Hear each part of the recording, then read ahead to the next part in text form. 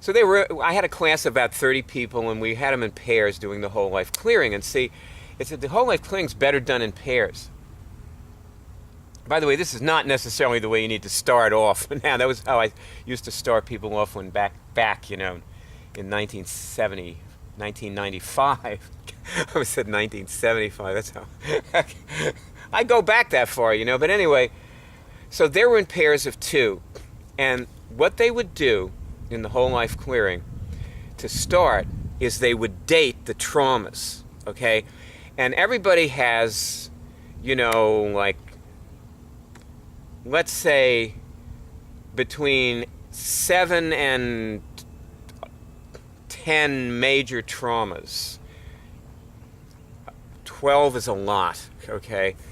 And obviously you've had many traumas, and I mean, sometimes people are running 30 current trauma when they start.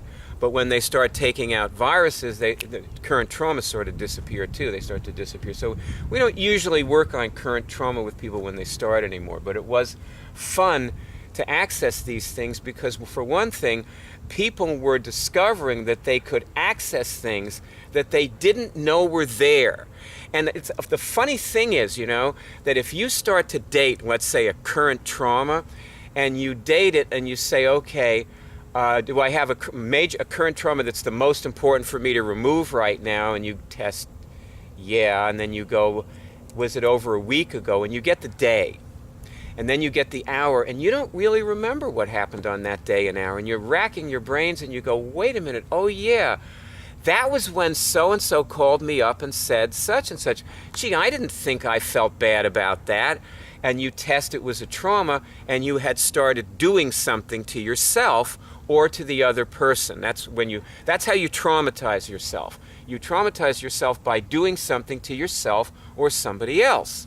See, people think they get traumatized, that somebody did something to them, but actually there's no trauma in any of that, The trauma happens when they do something to themselves or somebody else, which is also true of physical accidents. The actual trauma happens because the body is doing something to itself. Although the term trauma in medicine is actually used to mean, something happening to you, and that's a fine way to use it too. See, we use these terms very differently than everybody else in the world, Trauma to us means something different than it means to a doctor. Although there's a gray area when you're talking to a psychiatrist, because the psychiatrist probably doesn't fully understand trauma, so he doesn't know that the patient did something to himself, but he sort of suspects that. So he understands it to some extent. All psychiatrists understand to some extent what trauma is, but really often not fully. So anyway, I had these guys in pairs, and they were dating their major traumas going back to, sometimes conception. Often the person's first trauma is their conception trauma. I'm not going to get into telling you the story of my conception trauma, but yeah, I had a conception trauma. I chose the wrong body. That was what I did to myself. Okay, let me put it that way. I chose to be the wrong person against the advice of my supervisor, my guides, and so on. I was told to do what I was supposed to be doing in this life, and I said, no, I want to go there. I can do some good there. I can really help those people, my parents, and I obviously failed miserably to be of very much help to them. And also, thank God I got to my mission, because I wouldn't have gotten to it. I was supposed to be born into it, but, that I wouldn't do. I was just too dumb. Too dumb, too stubborn, too attached, and, basically I was sexually attracted to my parents. Often people they choose their parents because of sexual attraction rather than mission. And it's why people do a lot of things. They have some addiction. I'm a sex addict. Okay? That may be my basic addiction. though I've had them all in this life, drugs, alcohol, you name it, food, whatever, power substitutes. I have an addiction to danger. I have an addiction to self-destructiveness. I mean, I got a lot of addictions, So anyway, whatever. Did you really want to hear that? Probably not, but it helps me to say these things, so I do. All right, so the assignment that they were doing, what we had them do, it's like if you and I were doing this whole life clearing together, right? And we're dating our trauma.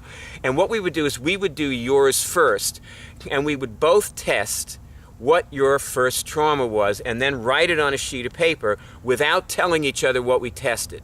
And the idea was we're supposed to come up with the same dates. And then we know we have the right set of trauma, because as I said before, there's lots of trauma in any given lifetime, right?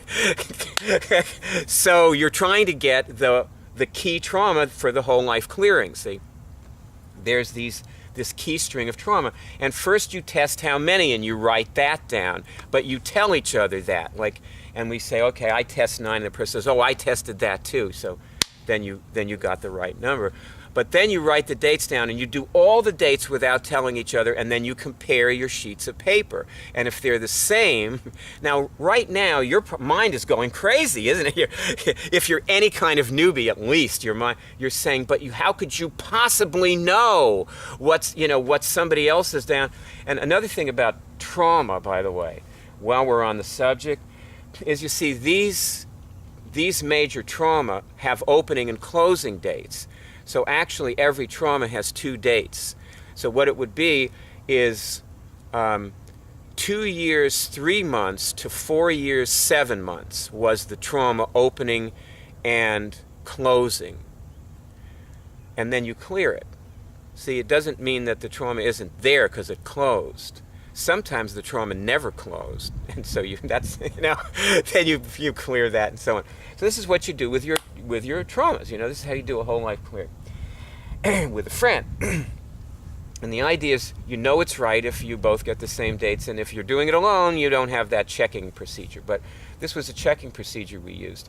So what we're saying here then is we really all are accessing the same database, and also that you can know as much about my past lives as I do, because you can access anything about me that I can, because we're accessing the Akashic records or whatever you want to call them, and we're getting the information. That's where we get the information. We get it from the main data bank, okay? We figured out a way to tap into the main data bank. That's why we can cure things. Okay, so, all right. So as the story goes, here are these people doing this.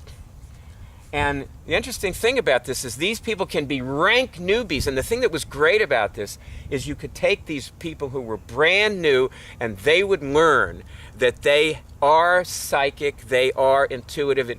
Their intuition would skyrocket. They would trust it more, and they would know they can access the main data bank and get this kind of information.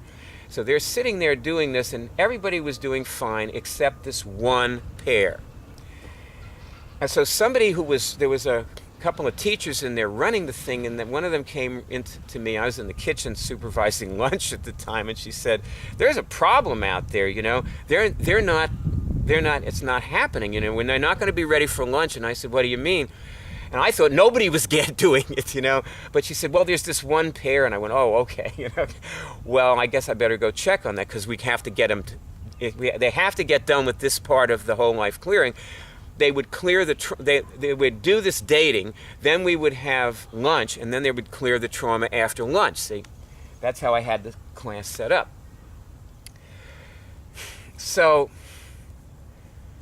I sat down with these two people, and I looked at their sheets of paper, and they could not get the same dates. Sure enough, the 2 sheets were different.